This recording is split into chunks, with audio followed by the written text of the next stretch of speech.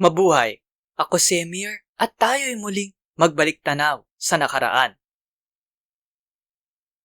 Parte ang video na ito ng aking mahabang bitinserye tungkol sa anti-terror law. Para panoorin ang buong video, pindutin ang link na nasa end screen o nasa description. Disclaimer lang po ha, babala. Para lang po magbigay impormasyon ang video na ito. Hindi po payong legal. Salamat po.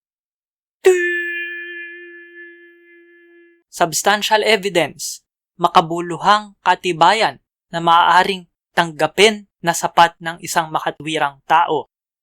Kahit na iba ang pananaw ng ibang makatwirang tao. Habang kinukonsidera ang kabuuan ng sitwasyon at pagkakapareho, consistency ng patunay na hearsay sa iba pang mga patunay sa kaso. I-like at i-share ang video na ito sa social media. Mag-subscribe at pindutin ang batingaw o bell. Panoorin ang iba pang Emir's Bitin, Baliktanaw/InHindsight. Suportahan ang palabas sa Patreon, sa PayPal, o magbigay ng crypto. Salamat sa kapatid kong si G-G Arts para sa aking avatar. Tignan at suportahan ang kanyang mga gawa sa mga link sa description.